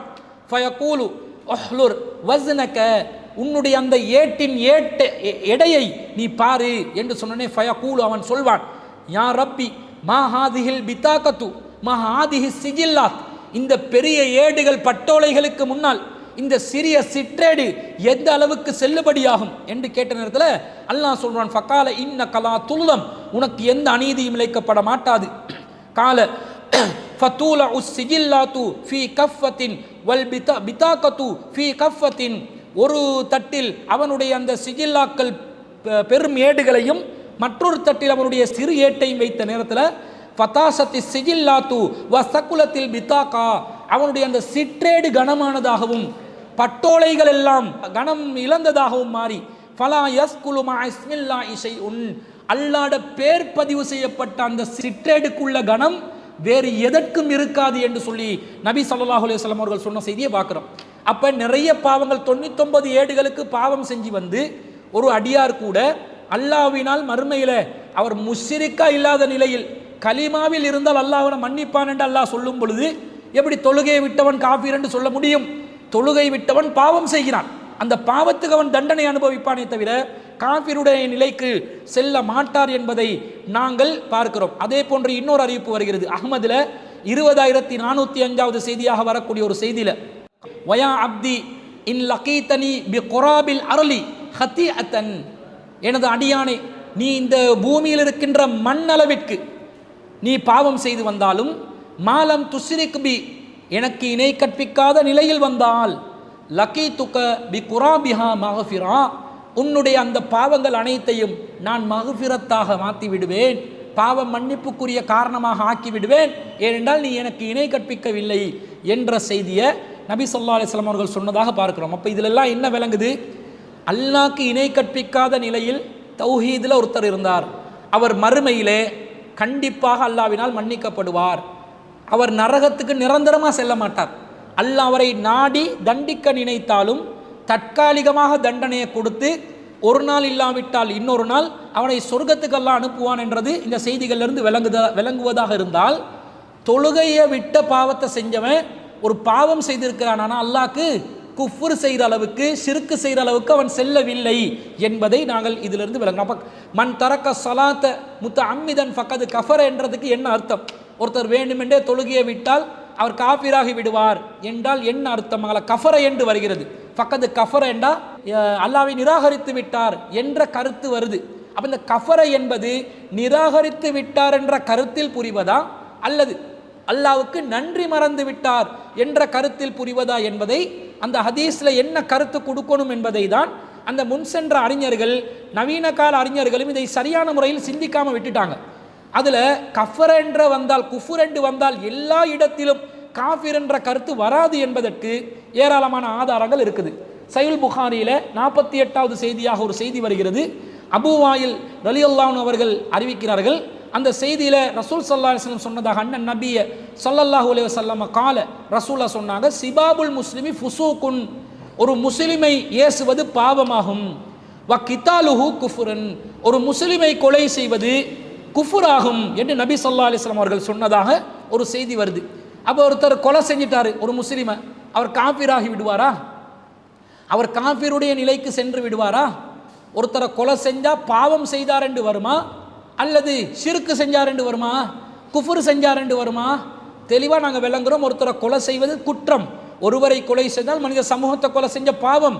அது அல்லாஹ்வினால் ஒரு மூமினை வேண்டுமென்றே கொலை செய்தால் அல்லாஹ் தஆலா கடுமையான தண்டனையை கொடுக்கக்கூடிய நிரந்தர நரகத்தை கொடுக்குற அளவுக்கு அல்லாஹ் தஆலா அதில் கோபப்படுகிறான். ஆனால் அது குஃபுரா, அது ஷிர்கா என்று கேட்டால் குஃபுரோ ஷிர்கோ அல்ல. ஷிர்க்குக்கு குஃபுருக்கு கீழ் நிலையில் உள்ளது. அப்போ ஷிர்க்கை தான் நல்லா நிரந்தர நரகத்துக்கு போடுறவன் அல்லாஹ் மன்னிக்க மாட்டான். ஷிர்க் அல்லாத நிரந்தர நரகங்களாக இருந்தால் அல்லாஹ் நாடினால் மன்னிப்பான் என்று சொல்லிட்டானா இல்லையா? அப்போ என்ன விளங்குறோம்? ஒருவரை கொலை செய்தால் குஃபுர் என்ற கருத்து வராது. அவர் என்றென்றும் நிரந்தரமா நரகத்தில் இருப்பார் என்று அல்லாஹ் நாடினால் ஒரு நாளைக்கு மன்னிச்சு சொர்க்கத்துக்கு போடலாம் என்ற கருத்து கொலை என்ற குற்றத்துக்கு இருக்கிறது. ஆனால் இந்த செய்தியில குஃபுர் என்று வருகிறது. அப்போ குஃபுர் என்ன எப்படி புரியணும்? குஃபுர் என்பது அது அவர் அல்லாஹ்க்கு நன்றி மறந்து ஒரு முஸ்லிமே கொலை செஞ்சுட்டான் பாருங்க என்ற கருத்தில் அதை புரியணும் என்றதை நாங்கள் விளங்கிக் கொள்கிறோம். அதே போன்று இன்னொரு செய்தி வருது புகாரியில 6768வது செய்தி. அபூ ஹுரைரா ரலியல்லாஹு அன்ஹு அவர்கள் அறிவிக்கிறார்கள், லா தர்கபு அன் ஆபாயிக்கும், ரசூல் ஸல்லல்லாஹு அலைஹி வஸல்லம் அவங்க சொல்றாங்க, உங்களுடைய தந்தையர்களை நீங்கள் வெறுக்காதீர்கள். அதாவது உங்களோட வாப்பாவை பரம்பரையை வெறுக்காதீங்க என்று சொல்றாங்க. ஃபமன் ரஇப அன் அபீஹி ஃபஹுவ குஃப்ருன், யாராவது ஒருவர் தம் தந்தையை வெறுத்து விட்டால் அவர் காஃபிராகி விடுவார் என்று வருது. இப்போ தந்தைமார்களை ஏதாவது ஒரு காரணத்துக்காக சிலர் வெறுக்க செய்வாங்களா இல்லையா? வாப்பாட கொஞ்சம் நடத்த சரியில்லை, வாப்பாவே ஒழுங்கா இருக்கிறார், இல்லை மகனை திருத்த வேண்டிய நிலையில் இருக்கிற வாப்பாவை திருத்த வேண்டிய நிலைக்கு மகன் இருக்கிறாரு என்ற அளவுக்கு நிலைகள் இருக்குமா இல்லையா? இப்போ அந்த வாப்பா செய்யக்கூடிய பாவங்களை பார்த்து, மார்க்கத்துக்கு முரணான காரியங்களை பார்த்து, அநியாயங்களை பார்த்து ஒரு மகன் வாப்பாவை வெறுத்தா அவர் காஃபிராகி விட்டாரா? அப்படிதான் இந்த செய்தியை புரிஞ்சு கொள்ளணுமா? இல்லை. எப்படி புரிஞ்சு கொள்ளணும்? வாப்பாவை நாங்கள் வெறுக்கலாமா? அது நன்றி கெட்டத்தனமா இல்லையா? ஒரு தந்தையை நாங்கள் வெறுத்து வாழ்ந்தால் அவர் இல்லாமல் நாங்கள் இந்த உலகத்துக்கு அல்ல அவரை சபபா வச்சு தானே நம்மளை பிறக்க வச்சான். அப்போ நன்றி மறந்து வாழக்கூடாது. அவங்க தப்பு செய்தாலும் அவர்களோடு நாங்கள் அவங்கள திருத்தி கொண்டு இணைஞ்சு கொண்டு வாழ்றதுக்கு முயற்சி செய்யணும் என்றது தானே நாங்கள் விளங்கணும் என்பது இந்த செய்திக்கு நாங்கள் விளக்கமாக எல்லாரும் விளங்கிக் கொள்கிறோம். இந்த இடத்துல காஃபிராகி விட்டான் என்று யாரும் சொல்ல மாட்டேன்றோம். இதே மாதிரி தான் மன் தரக்க ஸலாத்த ஃபக்கது கஃபர, யார் தொழுகையை விட்டானோ அவன் காஃபிராகி விட்டான் என்றா அவன் அல்லாஹ்க்கு நன்றி மறந்துட்டான். அல்லாஹ்க்கு தொழ வேண்டிய தொழுகையை தொழாம பாவி சும்மா இருக்கிறான் பாருங்க, நன்றி கெட்டவனாக என்ற கருத்தில் அதை புரிந்து கொள்ள வேண்டும் என்பதை நாங்கள் விளங்கிக் கொள்கிறோம். அதே மாதிரி சஹீஹ் முஸ்லிம்ல 121வது செய்தி. அபூ ஹுரைரா ரலியல்லாஹு அன்ஹு அறிவிக்கிறாங்க, கால ரசூலுல்லாஹி ஸல்லல்லாஹு அலைஹி வஸல்லம், ரசூலுல்லாஹ் சொன்னாங்க, இஸ்னத்தானி ஃபின்னாசி ஹுமா பிஹிம் குஃபுருன், இந்த சமூகத்தில் ரெண்டு சாராரிடம் குஃபுர் இருக்கிறது. யார் ரெண்டு சாரார்? அத்தானு ஃபின் நஸபி, யார் ஒருவர் பரம்பரையை குறை சொல்கிறாரோ அவர் நசபு, அவனோட பரம்பரையை யாரு தானு அது குறை சொல்லி விமர்சனம் செய்து கொண்டு இருப்பாரோ அவர்கிட்ட குஃபுர் இருக்குது. வன் நியாஹத்து அலல் மையித்தி, ஜனாசாக்களை மையத்துகளை வச்சு இறந்தவருக்காக யார் ஒப்பாரி வச்சு அழுவாங்களோ அவங்க குஃபுர் செய்கிறாங்கன்னு இந்த செய்தியில் வருது.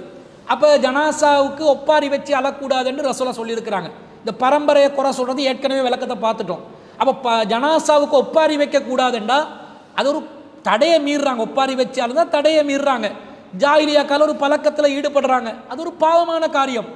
அதுக்காக வேண்டி ஜனாசா ஒன்றுக்கு ஒப்பாரி வச்சு அழுந்ததுனால வணக்கத்துக்குரியவன் அல்லாஹ்வை தவிர வேறு யாரும் இல்லை என்ற அந்த அடிப்படை கொள்கையிலிருந்து அவங்க வெளியே போயிடுவாங்களா? தவறு செய்கிறார்கள், பாவம் செய்கிறார்கள், குஃப்ருக்கு போனதாக வராது. ஆனால் இங்கே என்ன வருது? இந்த குஃபுர்ல இருக்கிறாங்க. ரெண்டு விஷயத்துல நம்ம சமூகம் குஃபுர்ல இருக்கிறாங்க. அப்ப குஃபுர்ண்டா இறை நிராகரிப்பெண் எங்களுக்கு அர்த்தம் வைக்க கூடாது. எப்படி அர்த்தம் வைக்க வேண்டும்? நன்றி மறதல், நன்றி கெட்டத்தனமாக நடந்து கொள்ளல் என்பதைத்தான் இந்த இடத்துல அர்த்தம் வைக்க வேண்டும் என்பது இந்த ஹதீஸுடைய கருத்திலிருந்து நாங்கள் புரிவதை போன்றுதான் தொழுகை விட்டவன் காஃபிர் என்ற ஹதீஸையும் புரிந்து கொள்ள வேண்டும். அதே போன்று கணவன்மார்களுக்கு நன்றி மறக்கும் பெண்கள் சம்பந்தமாக சஹீஹுல் புகாரில 1462வது செய்தி வந்து அபூ சைதல் ஹுத்ரி ரலியல்லாஹு அன்ஹு அறிவிக்கிறாங்க, உங்களை அதிகமான நரகத்தில் பார்த்தேன் என்று ரசூலுல்லாஹ் பெண்களை சொல்றாங்க. அப்போ அவங்க கேட்குறாங்க, எதுக்காக வேண்டி நாங்கள் அதிகமாக நரகத்தில் இருந்தோம் என்று சொன்ன நேரத்தில் ரசூலுல்லாஹ் சொல்றாங்க, துக்ஸிர்னல் லஅன, அதிகமாக நீங்கள் சபிக்கிறீர்கள், வ தக்ஃபுர்னல் அஸீர, கணவனுக்கு நன்றி கெட்டத்தனமாக நடக்கிறீங்க, இதனாலேயே நீங்கள் நரகத்துக்கு போவீங்க என்று சொல்லி ரசூலுல்லாஹ் சொன்னதா வருது. அப்போ வ தக்ஃபுர்னல் அஸீர, தக்ஃபுர்னல் அஸீர என்றால் கணவனை நிராகரித்து நடப்பது. கணவனை நிராகரித்து நடப்பதுண்டா கணவன் இறை அந்தஸ்துக்கு கொண்டு போயிட்டு அவன் கடவுளில் என்று சொல்லி சொல்வதா? இல்லை. வ தக்ஃபுர்னல் அஸீரங்கள குஃபுர் தான் வருது. குஃபுர் செய்றீங்க, கணவனுக்கு குஃபுர் செய்றீங்கண்டா கணவனுக்கு நன்றி மறக்கிறீங்கன்னு அர்த்தம். அப்போ குஃபுர் என்பது நன்றி மறந்து நடப்பது என்ற அர்த்தமும் இருக்கிறது என்பதற்கு இந்த ஹதீஸும் ஆதாரமாக இருக்கிறது. எனவே இது போன்ற பாவங்கள் குஃபுருக்கு கொண்டு போவதெல்லாம் நாங்கள் விளங்கி வச்ச மாதிரி தான் மன் தரக்க ஸலாத்த முத்தஅம்மிதன் ஃபக்கத் கஃபர் என்பதும் அது குஃபுருக்குரிய ஒரு நிலை இல்லை. ஆனால் நம்ம சமூகத்தில் ஒரு சாரார் இருக்கிறாங்க, தொழவே தேவையில்லைன்னுவாங்க. இவங்க வந்து அல்லாஹ்வை மறுக்கிற கூட்டம் தான். என்று அல்லாஹ் தொழணும் என்று சொன்ன பிறகு தொழவே தேவையில்லை என்று யாராவது சொன்னால் அவங்க யாருக்கு எதிராக இப்போ போட்டி போடுறாங்க? அல்லாஹ்க்கு எதிராக போட்டி போடுறாங்க, யுத்தம் செய்கிறாங்க. அப்போ தொழுகை என்பது இஸ்லாத்தில் அடிப்படை ஒரு வணக்கமாக, முதன்மையான வணக்கமாக இருக்கும்போது ஒருத்தர் தொழாம விட்டால் அவர் தன்னளவில் பாவம் செய்கிறார். தொழவே அவசியம் இல்லை என்றால் ஒருவன் பெருமை அடிக்கிறான். அல்லாவுக்கு தொழ மாட்டேன் என்பது அல்லாவுக்கு அடியப்பணிய மாட்டேன், அல்லாவுக்கு அடிமைத்தனத்தை வெளிப்படுத்த மாட்டேன் என்று ஒருவன் பெருமை அடிப்பது, இத்தகையவர்கள் காஃபிருடைய நிலைக்கு செல்வார்கள் என்று அந்த ஹதீஸ் அப்படி புரிஞ்சு கொள்ளலாம். யாரு தொழுகையே வேண்டும் என்று தொழவே தேவையில்லை, நான் தொழவே மாட்டேன் என்று தொழுகை என்ற காரியத்தையே யாரு ஏற்றுக்கொள்ளாமல் மறுப்பானோ, நான் தொழுது என்னத்துக்கு தொழணும், நான் தொழ வேண்டிய அவசியம் இல்லை என்று யார் பெருமை அடிப்பானோ அத்தகையவர்கள் இஸ்லாத்தை விட்டு வெளியேறுவார்கள் என்றால் அது நியாயமான விளக்கமாக எடுக்கலாம். அதை விட்டுட்டு ஒரு தொழாம பொடுபோக்காக சோம்பேறித்தனமாக தொழுகை விட்டிருப்பவர்கள் எல்லாம் காஃபிர்கள் என்று சொல்ல முடியாது என்பதுதான் தொழுகை விட்டவன் காஃபிரா என்ற கேள்விக்கு நாங்கள் பதிலாக பதிவு செய்து கொள்கிறோம். அடுத்ததாக இன்னொரு சகோதரி ஃபாத்திமா கொழும்பிலிருந்து கேட்குறாங்க, ரமலான் மாதத்தில் ஹைல் மாதவிடாய், நிஃபாஸ் பிரசவத்திற்கு பிந்தைய இரத்தம் அல்லது இஸ்திஹாலா தொடர் உதிரப்போக்கு காரணமாக விடுபட்ட நோன்புகளின் சட்டம் என்ன? இவ்வாறு தவறிய நோன்புகளை பின்னர் கட்டாயமாக கலா செய்ய வேண்டுமா, கலா செய்து நோக்க வேண்டுமா, அல்லது ஃபித்யா வழங்குவது போதுமா என்று ஒரு கேள்வி கேட்குறாங்க. அதாவது 3 நிலைகள் சம்பந்தமாக வருது. ஹைலுடைய நிலை, மாதவிடாய் நிலை, நிஃபாஸுடைய நிலை, பிரசவத்துக்கு பிறகு இரத்தம் உதிரப்போக்கு, அல்லது இஸ்திஹாலா தொடர் உதிரப்போக்கு, நோயின் காரணமாக மாதவிடாய் காலம் முடிந்தும் தொடர்ச்சியாக உதிரப்போக்கு ஏற்படுவது. இந்த 3 நிலையில் உள்ளவர்கள் ரமலான் மாதத்தில் நோன்பை விடணுமா, திரும்ப கலா செய்யணுமா, அல்லது ஃபித்யா கொடுக்கணுமான்றது கேள்வி. இதில் முதலாவது விஷயம், இந்த ஹைலுடைய விஷயத்தில் மார்க்கத்துடைய சட்டம் என்ன, அதை நபிகள் நாயகம் ஸல்லல்லாஹு அலைஹி வஸல்லம் அவர்கள் தெளிவாக நமக்கு அறிவிக்கிறாங்க. எப்படி அறிவிக்கிறாங்கன்னு சொன்னால், ஒரு செய்தி வருகிறது சஹீஹ் முஸ்லிமில் 560வது செய்தி. முஆதா என்பவர் அறிவிக்கிறார், ஆயிஷா ரலியல்லாஹு அன்ஹாவிடம் சஅல்து ஆயிஷத்தை, ஆயிஷா அவர்களிடம் நான் கேட்டேன், மா பாலுல் ஹாயிலி தக்லிய சௌம வலா தக்லிய ஸலாத்த. இந்த முஆதா என்று சொல்லக்கூடிய பெண்மணி கேட்குறாங்க ஆயிஷா ரலியல்லாஹு கிட்ட, ஹைல் ஏற்பட்ட பெண்கள் அவர்களுடைய நிலை என்ன, தக்லிய சௌம வலா தக்லிய ஸலாத்த, அதென்ன நோம்பை வந்து கலா செய்கிறாங்க, தொழுகையை கலா செய்யாமல் இருக்கிறாங்க என்று சொல்லி ஒரு குண்டக்க மண்டக்க குதர்க்கமான ஒரு கேள்வியை போன்று கேட்கிறார்கள். இப்போ ஆயிஷா ரலியல்லாஹு அன்ஹாக்கு கோபம் வருது. ஃபகாலத் ஹரூரியத்துன் அந்தி, நீ வந்து ஹரூரியாவை சேர்ந்த அந்த வழிகட்ட பிரிவை சேர்ந்தவளா, நீ அந்த ஹவாரிஜ் கூட்டத்தை சேர்ந்தவளா, இப்படி குண்டக மண்டக கேள்வி கேட்டு மார்க்கத்தில் உள்ள சட்டத்தை இல்லாமாக்க நினைக்கிறிய, நீ வந்து அந்த ஹரூரியா கூட்டத்தை சேர்ந்த பெண்ணா என்று கேட்குறாங்க. அப்போ அந்த பெண் சொல்கிறாங்க, குல்து லெஸ்து பி ஹரூரியத்தின், நான் ஹரூரியாவை சேர்ந்தவள் அல்ல, வலாக்கின்னி அஸ்அலு, மாறாக நான் விளங்கி கொள்றதுக்காக கேட்கிறேன். காலத், அப்போ ஆயிஷா ரலியல்லாஹு சொல்றாங்க, கான யுசீபுனா தாலிக, இந்த மாதிரி நிலை ரசூலோட காலத்தில் எங்களுக்கும் ஏற்படுது.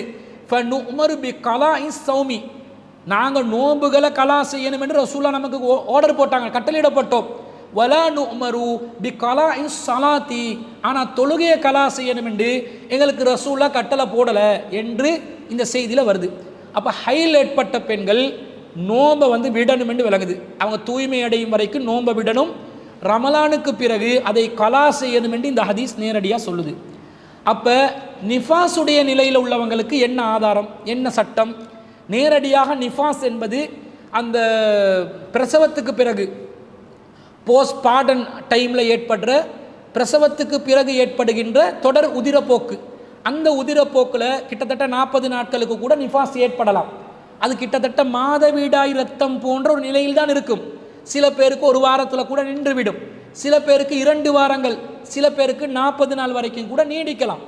இந்த நிலையில் ரத்தம் செல்லும் போது அவங்க ரமலானில் எப்படி நோன்பு நோக்கலாம் என்பதை ஹதீஸிலிருந்து நாங்கள் தேடி பார்க்கும்போது, நேரடியாக நிஃபாஸுடைய ரத்தம் உள்ள பெண்கள் கலா செய்யணும் என்றோ நோன்பு நோக்கக்கூடாது என்றோ வரலை. ஆனால் ஒரு ஹதீஸ் வருது, அந்த ஹதீஸில் வரக்கூடிய வாசகம் ஹைலுடைய இரத்தமும் நிஃபாஸுடைய இரத்தமும் இரண்டும் சம அந்தஸ்தில் இருக்கிறது என்று நாங்கள் விளங்கிக் கொள்கிறோம். எப்படி விளங்கிக் கொள்கிறோம் என்றால், சஹீஹ் புகாரில 298வது செய்தி, உம்மு சலமா ரலியல்லாஹு அன்ஹா அவர்கள் அறிவிக்கிறார்கள், காலத் பைனா அன மஅன் நபி ஸல்லல்லாஹு அலைஹி வஸல்லம், நானும் ரசூலுல்லாஹும் படுக்கையில் இருந்த நேரத்தில், முல்தஜிஹத்தன், ரசூலுல்லாஹுடன் நான் ஃபி ஹமீசத்தின் ஹிதா ஹில்து, நான் ரசூல் ஸல்லல்லாஹு அலைஹி வஸல்லம் அவரிடம் மாதவிடாய் ஏற்பட்ட நிலையில் நபி ஸல்லல்லாஹு அலைஹி வஸல்லம் ஒரு போர்வையில் போர்த்தி கொண்டு படுத்து கொண்டு இருந்தேன். அந்த நேரத்தில் ஃபன்சலல்து ஃபஹதத்து சியாப ஹீலதி, எனக்கு மாதவிடாய் ஏற்பட்ட உடனே நான் போர்வையை விலக்கி கொண்டு மாதவிடாய் நேரம் அணியக்கூடிய ஒரு ஆடையை அணிந்து கொண்டேன், எடுத்துக்கொண்டேன். அப்போ நான் விலகி போகிறத கண்ட ரசூல் ஸல்லல்லாஹு அலைஹி வஸல்லம் கால அனுஃபிஸ்தி, உனக்கு நிஃபாஸ் ஏற்பட்டு விட்டதா என்று கேட்டாங்க. குல்து நஅம், நான் ஆம் என்று சொன்னேன். ஃபதஆனி, ரசூலா என்னை அழைத்தார்கள். ஃபல்தஜஅது மாஉ ஃபில் ஹமீலதி, அந்த போர்வைக்குள்ளே என்னை வைத்து ரசூலா என்னை அணைத்து கொண்டு தூங்கினார்கள் என்ற செய்தியை பார்க்குறோம். இதில் மாதவிடாய் ஏற்பட்டது என்று யார் சொல்கிறாங்க? உம்மு சலமா ரலியல்லாஹு அன்ஹா சொல்கிறாங்க. ஆனால் ரசூல் அதுக்கு என்ன வார்த்தை கேட்குறாங்க? அனுஃபிஸ்தி, உனக்கு நிஃபாஸ் ஏற்பட்டு விட்டதா? அப்போ மாதவிடாயுடைய இரத்தத்தின் நிலையில்தான் நிஃபாஸுடைய இரத்தமும் இருக்கிறது என்பதனால்தான் மாதவிடாய் ஏற்பட்டதுக்கு நிஃபாஸ் ஏற்பட்டுச்சான்னு கேட்குறாங்க. அப்போ நிஃபாஸ் ஏற்பட்டாலும் பிரசவத்துக்கு பிறகு ஏற்படக்கூடிய உதிரப்போக்காக இருந்தாலும் அதுவும் அசுத்தமான நிலையில் தான் இருக்கிறது என்பதை இதிலிருந்து நாங்கள் விளங்கிக் கொள்கிறோம். அதே நேரத்தில் இன்னொரு ஹதீஸ் வருது, இப்னு மாஜால 640வது செய்தியாக, இதே உம்மு சலமா ரலியல்லாஹு அன்ஹா அறிவிக்கிறாங்க, காலத் கானத்துன் நுஃபஸாஹு அலா அஹதி ரசூலுல்லாஹி ஸல்லல்லாஹு அலைஹி வஸல்லம், நாங்கள் ரசூல் ஸல்லல்லாஹு அலைஹி வஸல்லம் காலத்தில் நிஃபாஸ் ஏற்பட்ட பெண்கள் எந்த நிலையில் இருந்தோம் என்று சொன்னால், தஜ்லிசு 40 யௌமன், நாங்கள் 40 நாட்கள் தடுத்து வைக்கப்பட்டிருந்தோம், உட்கார்ந்து இருப்பார்கள். அதாவது தொழ முடியாத நிலையில், அசுத்தமான நிலையில் இருப்பார்கள். அப்போ இப்னு மாஜால வரக்கூடிய இந்த செய்தியில் 40 நாட்கள் அளவுக்கு ரசூலோட காலத்தில் உள்ள பெண்களுக்கு நிஃபாஸ் ஏற்பட்டிருக்குது. அந்த நேரத்தில் அவங்க தடுத்து வைக்கப்படுவார்கள், உட்கார வைக்கப்படுவார்கள், அவங்களுக்கு தொழுக காரியங்களில் ஈடுபட முடியாத நிலை ஏற்படும் என்ற கருத்து இந்த செய்தியில் மறைமுகமாகவும் வருவதை நாங்கள் பார்க்கிறோம். எனவே நிஃபாஸ் இரத்தம் ஏற்பட்டாலும் ஹைலுடைய இரத்தத்துக்கு சமமான நிலையில் அவர்கள் ரமலான் மாதத்தில் நோன்பை விட்டுட்டு ரமலானுக்கு பிறகு அதை கலா செய்து கொள்ள வேண்டும் என்பதை அந்த செய்தியிலிருந்து நாங்கள் விளங்கிக் கொள்கிறோம். ஆனால் இஸ்திஹாலாவை பொறுத்தளவில், பெண்களுக்கு ஏற்படுகின்ற தொடர் உதிரப்போக்கு என்றதை பொறுத்தளவில், அது ஒரு மாதவிடாய் நிலையோ அல்லது இந்த நிஃபாஸுடைய நிலையை போன்றது அல்ல. அது ஒரு நோயாக வரக்கூடிய ஒன்று. இஸ்திஹாலா உள்ள பெண்ணாக இருந்தால் அவங்க அந்த குறிப்பிட்ட மாதவிடாய் காலத்தில் இரத்தம் எப்போ வெளிப்படுதோ அந்த நேரத்தில் தான் அவர்கள் தொழுகை விட்டும் நோன்பை விட்டும் அவர்களை தடுத்து கொள்ள வேண்டும். அந்த மாதவிடாய் காலத்துக்குரிய அந்த சராசரியான நாட்களை தாண்டியும் இஸ்திஹாலா ஏற்படும் என்றால், தொடர் உதிரப்போக்கு ஏற்படும் என்று சொன்னால், அவர்கள் அந்த நாட்களை சாதாரண நாட்களாக கருதி கொண்டு குளித்துவிட்டு ஒவ்வொரு தொழுகையின் போதும் உலு செய்த நிலையில் தொழுகையை மேற்கொள்ளணும் என்று சொல்கிறாங்க. எப்போ தொழுகையை மேற்கொள்ளலாம் என்று வருதோ அப்போது அவர்கள் நோன்பும் பிடிக்கணும் என்றது நமக்கு தெளிவாக விளங்குகிறது இந்த செய்தி. சஹீஹுல் புகாரில 306வது செய்தியாக வருது. அன்னை ஆயிஷா ரலியல்லாஹு அன்ஹா அறிவிக்கிறாங்க, ஃபாத்திமா பின்த் அபி ஹுபைஸ் என்று சொல்லக்கூடிய ஒரு பெண்மணிக்கு இஸ்திஹாலா ஏற்படுது, தொடர் உதிரப்போக்கு ஏற்படுது. அவங்க ரசூல் ஸல்லல்லாஹு அலைஹி வஸல்லம் கிட்ட கேட்குறாங்க, நான் தொழுகையை விடட்டுமான்னு கேட்குறாங்க. ரசூலா இல்லை, தொழுகையை விட்டுறாதீங்க, இது இரத்த குழாயிலிருந்து ஏற்படக்கூடிய ஒரு விதமான வியாதி, நோய், மாதவிடாய் இரத்தம் இல்லை, அவங்களுக்கு மாதவிடாய் வரும்போது மட்டும் நீங்கள் தொழுகையை தவிர்த்து கொள்ளுங்க, ஏனைய காலங்களில் நீங்கள் சுத்தம் செய்து கொண்டு கழுவி இரத்தத்தை கழுவிட்டு தொழுந்துக்கோங்கன்றாங்க. அப்போ தொழுந்து கொள்ளலாம் என்றால் அவங்க நோம்பும் பிடிக்கணும் என்ற அர்த்தம். அப்போ இஸ்திஹாலா உள்ள பெண்கள் நோம்பு பிடிக்கணும், அவங்களுக்கு கலா என்பதும் கிடையாது. அதே நேரத்தில் இந்த 3 நிலையில் யார் இருந்தாலும் இவங்களுக்கு ஃபித்யா என்பதற்கு மார்க்கத்தில் எந்த ஒரு அனுமதியும் கிடையாது. ஃபித்யாவை பற்றி இவங்களுக்கு சொல்லப்படவும் இல்லை. ஃபித்யா என்பது ஆரம்ப காலத்தில் நோன்பு பிடிக்கலாம் அல்லது ஃபித்யா கொடுக்கலாம் என்று 2 நிலை இருந்தது. பிறகு அந்த சட்டம் மாற்றப்பட்டு தொடர்ச்சியாக ரமலானை யார் அடைகிறாங்களோ, ஃபமன் சஹித மின்குமு ஸஹ்ர ஃபல்யஸும்ஹு, அம்மாதத்தை யார் அடைவார்களோ அவர்கள் நோன்பு நோட்கட்டும் என்று வந்த பிறகு நோன்பு நோட்க சக்தி உள்ளவர்களுக்கு அல்லாஹ் கொடுத்த ஃபித்யா என்ற சலுகை அல்லாஹ் ரத்து செய்து விட்டான் என்பது விலகுது. இது சில பேருக்கு மட்டும் விதிவிலக்காக இருக்குதுன்னு இப்னு அப்பாஸ் ரலியல்லாஹு அன்ஹு அவங்க சொல்லக்கூடிய செய்தி அவருடைய தனிப்பட்ட கருத்தாக வருகிறதே தவிர அல்லாஹ்வின் தூதர் ஸல்லல்லாஹு அலைஹி வஸல்லம் அவர்களை தொடர்புபடுத்தி வந்த செய்தியாக இல்லை என்பதனால அந்த ஃபித்யா என்ற விளக்கத்தை நாங்கள் எடுத்துக்கொள்ள வேண்டிய அவசியம் இல்லை. யாருக்கு நோன்பு பிடிக்கிறதுக்கு சக்தியே இல்லையோ அவங்களுக்கு நோன்பு கடமை இல்லை. யாருக்கு சக்தி இருந்தும் தற்காலிகமாக நோன்பு பிடிக்கிறதுக்கு முடியாத சூழ்நிலை ஏற்படுதோ அவர்கள் தான் கலா செய்ய வேண்டும். அதிலும் குறிப்பாக ஹைலுடைய பெண்கள், நிஃபாஸுடைய பெண்கள் கலா செய்ய வேண்டும். இஸ்திஹாலா பெண்கள் அந்த குறிப்பிட்ட மாதவிடாய் நாட்களை மட்டும் கவனித்து அதில் மட்டும் நோன்பு பிடிக்காமல் அதை பிறகு கலா செய்யணும். ஏனைய இஸ்திஹாலாவாக நோயாக வரக்கூடிய இரத்தமாக இருந்தால் அவர்கள் சாதாரண மக்களை போன்று நோன்பு பிடித்து அவங்க அந்த கடமையை நிறைவேற்றணும் என்பதுதான் குர்ஆன் சுன்னாலிருந்து நாங்கள் பெறக்கூடிய விளக்கமாக இருக்கிறது. இறுதியாக ஒரு சகோதரி ஒரு கேள்வியை கேட்குறாங்க, பெண்கள் பயணம் செய்யும் போது தனியாக பயணிக்கலாமா? குர்ஆன் மற்றும் ஹதீஸ் அடிப்படையில் இதற்கான விளக்கத்தை தரவும் என்று கேட்குறாங்க. ஒரு பெண் பயணம் செய்வதாக இருந்தால் தனியாக பயணம் போவேலுமா என்று கேட்குறாங்க. இன்று பல பெண்கள் இந்த நவீன காலத்தில் பலவிதமான தேவைகளுக்காக வேண்டி வீட்டை விட்டு வெளியேறக்கூடிய சூழ்நிலை ஏற்பட்டு இருக்கிறது. தொழிலுக்காக போகிறாங்க, படிப்புக்காக போகிறாங்க, அல்லது அவங்களோட பொழுதுபோக்குக்காக வெளியே போகிறாங்க, உறவுக்காரர்கள வீடுகளுக்கு சென்று அவர்களை சந்திப்பதற்காக செல்கிறாங்க, அல்லது ஏதாவது பொருட்களை கொள்வனவு செய்வதற்காக வேண்டி மார்க்கெட்டுக்கு போக வேண்டிய சூழ்நிலை ஏற்படுது. இந்த மாதிரி பலவிதமான காரணங்களுக்காக வேண்டி பெண்களும் வெளியே செல்லக்கூடிய ஒரு சூழ்நிலை ஏற்பட்டு இருக்கிறது. அப்போ பெண்கள் வெளியே போகிறதா இருந்தால் தனியாக போகலாமா, அல்லது அவங்களுக்கு பாதுகாப்பான சூழ்நிலையில் ஒரு மஹரம் என்ற உறவு இருக்கணுமா என்பது தான் அந்த கேள்வி. இதில் முதலாவது அடிப்படை என்ன விளங்கணும் என்றால், அவசியம் இல்லாமல், தேவை இல்லாமல், எந்த ஒரு நியாயமான காரணமும் இல்லாமல் பெண்கள் வெளியே வந்துடக்கூடாது. அது பெண்களுடைய மானத்தையும் கண்ணியத்தையும் கற்பையும் பாதுகாப்பதற்காக இஸ்லாம் சொல்லக்கூடிய ஒரு சட்டம். எப்படி வருதுன்னா 33வது அத்தியாயத்தில் 33வது வசனத்தில் வருது, வக்கர்ன ஃபீ புயூத்திகுன்ன, நீங்கள் உங்களோட வீடுகளிலே இருங்க என்று அல்லாஹ் சொல்கிறாங்க. முதல்ல பெண்கள் எங்கே இருக்கணும்? வீடுகளில் தான் இருக்கணும். வலா தபர்ரஜ்ன தபர்ருஜல் ஜாஹிலியத்தில் ஊலா, நீங்கள் முன்றைய காலத்தில் அறியாமை காலத்தில் அலங்காரங்களை வெளிப்படுத்தி கொண்டு வெளியே ஜாஹிலியா காலத்தில் தபர்ருஜாக வெளிப்படுத்தினீர்களே, அலங்காரத்தை வெளிப்படுத்தி கொண்டு திரிந்தீர்களே, அப்படி திரியாதீர்கள். வா அகிம்ன ஸலாத்த வா ஆதீன ஸகாத்த, தொழுகையை நிலைநாட்டுங்க, வீட்டில் இருந்து ஜக்காத்துவல் கொடுக்கறத கொடுத்துக்கோங்க. வா அத்திஅன அல்லாஹ வ ரசூலா, அல்லாஹ்வுக்கும் ரசூலுக்கும் கட்டுப்படுங்க. இன்னமா யுரீதுல்லாஹ லியுத்ஹிப அன்குமுர் ரிஜ்ஸ அஹ்லல் பைத்தி வ யுத்தஹிருக்கும் தத்ஹீரா, அல்லாஹ் இந்த அஹ்லுல் பைத்துடைய நஜீஸுகளை அகற்றுவதற்கும் தூய்மைப்படுத்துவதற்கும் அவர்களை கண்ணியப்படுத்துறதுக்கும் விரும்புகிறான் என்று ரசூலோட மனைவிமார்களை விழித்து பேசக்கூடிய வசனம். இதில் இந்த சட்டம் ஏனைய பெண்களுக்கு தான் பொருந்தும். வக்கர்ன ஃபீ புயூத்திகுன்ன, உங்களோட வீடுகளில் நீங்கள் இருங்க. வல தபர்ரஜ்ன தபர்ருஜல் ஜாஹிலியத்தில் ஊலா, முந்தைய கால அறியாமை காலத்தில் நீங்கள் வெளிப்பட்டு திரிந்ததை போன்று அலங்காரங்களை வெளிப்படுத்தி கொண்டு திரியாதீர்கள். அப்போ வீட்டில் தான் பெண்கள் இருக்கணும். ஆனால் தேவை வந்தால், அத்தியாவசியமான தேவை வருகிறது, தொழிலுக்கு ஒரு பெண் வெளியே சென்றால் தான் குடும்பத்தை பாதுகாக்கலாம். குடும்பத்துக்கு வருமானம் பத்தலை, தான் படித்த படிப்புக்காக வேண்டி ஒரு தொழிலை செய்து அதிலே கிடைக்கக்கூடிய வருமானத்தின் மூலமாக குடும்பத்தை பாதுகாக்கணும் என்று நினைத்தால் வெளியே செல்வது தவறு கிடையாது. கல்வியை பயில வேண்டும். முஸ்லிம் பெண்கள் படிப்புக்கே போகக்கூடாது, அடுப்பங்கரைக்கு தான் போகணும் என்ற மாதிரி பழமை வாய்ந்த சித்தாந்தங்களை வைத்துக்கொண்டு இந்த சமூகத்தில் பெண் உரிமையை முடக்கி கொண்டு இருப்பார்கள். ஒரு புள்ள படித்தாதானேங்க அந்த அடுத்த சமுதாயத்தை கல்வி அறிவு உள்ள சமுதாயமாக மாற்ற முடியும். அதற்கு ஒரு பிள்ளை வெளியே செல்ல வேண்டும். பெண் பிள்ளையாக இருந்தால் வெளியே சென்றுதான் வகுப்பறைகளுக்கு சென்று படிக்க வேண்டும், அல்லது டியூஷன் கிளாஸுக்கு போக வேண்டிய சூழ்நிலை ஏற்படும்.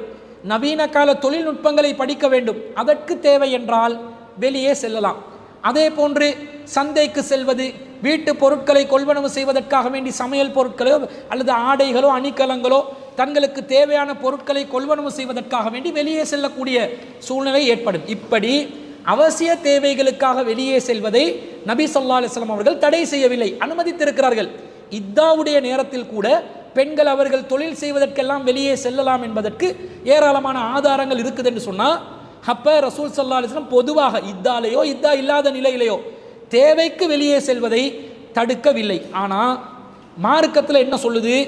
வெளியே போகிறதா இருந்தால் நீங்கள் வெளியே போகலாம், ஆனால் ஒரு மஹரமான உறவை ஏற்படுத்தி கொள்ளுங்கள் என்று இஸ்லாம் சொல்லுது. அந்த மஹரமான உறவு ஏற்படுத்தி கொள்ளணும் என்று வரக்கூடிய செய்தியில் பெண்களுடைய பயண கால அளவு முரண்பட்ட நிலையில் வருகிறது. ஒரு அறிவிப்பில் ஒரு நாள் தொலைவுடைய பயணம் என்று வருது, இன்னொரு அறிவிப்பில் 2 நாட்கள் தொலைவுடைய பயணம் என்று வருது, இன்னொரு அறிவிப்பில் 3 நாட்கள் தொலைவுடைய பயணம் என்று வருது, இன்னொரு அறிவிப்பில் ஒரு பரீதுடைய பயண தொலைவு என்று வருது. கிட்டத்தட்ட 12 மைல்கள் அந்த காலத்தில், இந்த காலத்தில் 19 கிலோமீட்டர் தொலைவு பயணம் செய்யலாம் என்ற மாதிரி வருது. 4 விதமான அறிவிப்புகள் வருகிறது. முதலாவது கருத்து வரக்கூடிய ஹதீஸ் புகாரில 1088வது செய்தியாக பதிவு செய்யப்படுகிறது. அபூ ஹுரைரா ரலியல்லாஹு அன்ஹு அவர்கள் அறிவிக்கிறார்கள், லா யஹில்லு லி இம்ராத்தின் துஅமினு பில்லாஹி வல் யௌமில் ஆஹிரி அன் துஸாஃபிர மஸீரத்த யௌமின் வ லைலத்தின். ஒரு அல்லாஹ்வின் மறுமையை நம்பின ஒரு பெண்ணுக்கு ஒரு நாள் தொலைவுடைய பயணம் மஹரம் இல்லாத நிலையில் பயணம் செய்ய முடியாது என்று ரசூலா சொன்னதாக வருது. 2 நாளுக்கு வரக்கூடிய செய்தியில் எப்படி வருதுன்னு சொன்னால், புகாரியில் 1995வது செய்தியாக வருகிறது. அபூ சயீத் அல் குத்ரி ரலியல்லாஹு அன்ஹு அவங்க அறிவிக்கிறாங்க, லா துஸாஃபிரில் மர்அத்து மஸீரத்த யௌமைனி இல்லா வ மஅஹா ஸௌஜிஹா அவ் து மஹ்ரமின்.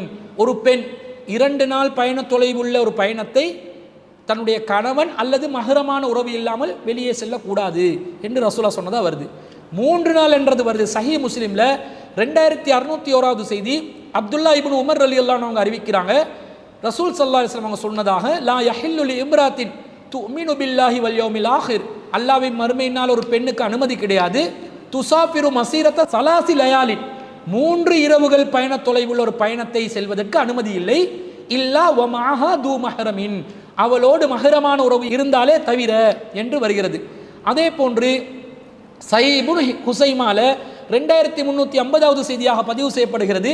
அபூ ஹுரைரா ரலியல்லாஹு அன்ஹு அறிவிக்கிறாங்க, லா துஸாஃபிரு இம்ராத்துன் பரீதன், ஒரு பெண்ணுக்கு பரீத தொலைவுள்ள பயணம் மேற்கொள்வதற்கு அனுமதி இல்லை. பரீதண்டா 19 கிலோமீட்டர் 12 மைல்கள் அந்த காலத்தில். இல்லா வ மஅஹா து மஹ்ரமின், அவளுடன் மஹரம் என்ற உறவு இருந்தாலே தவிர என்று வருது. இப்போ 4 அறிவிப்புகளில் 4 வருது. 19 கிலோமீட்டர் 2 எடுப்பதா, ஒரு நாள் பயண தொலைவா, 2 நாள் பயண தொலைவா, 3 நாள் பயண தொலைவா, 4 விதத்தில் வருவதனால இந்த மஹரம் என்ற பொதுவான தன்மை இருக்கிறது. ஆனால் நாட்கள் அளவுல வித்தியாசப்படுவதனால இந்த நாள் அளவு வந்ததை நாங்கள் கவனிக்காமல் ஒன்றை ஏற்றுக்கொண்டு இன்னொன்றை மறுக்க முடியாததுனால, நாள் முரண்பட்டு வந்ததுனால அதை அப்படியே நிறுத்தி வைத்துவிட்டு எல்லா செய்திகளையும் பொதுவாக கொண்டு வருதா இல்லையா? என்ன வருது? மஹரம் இல்லாமல் பயணம் செய்ய வேண்டாம். அப்போ மஹரமோடு ஒரு பெண் பயணம் செய்ய வேண்டும். மஹரம் இருந்தால்தான் ஒரு பெண்ணுக்கு வீட்டை விட்டு வெளியே வரலாம். அப்போ எதுக்கு மஹரமா இஸ்லாம் ஏற்படுத்துது?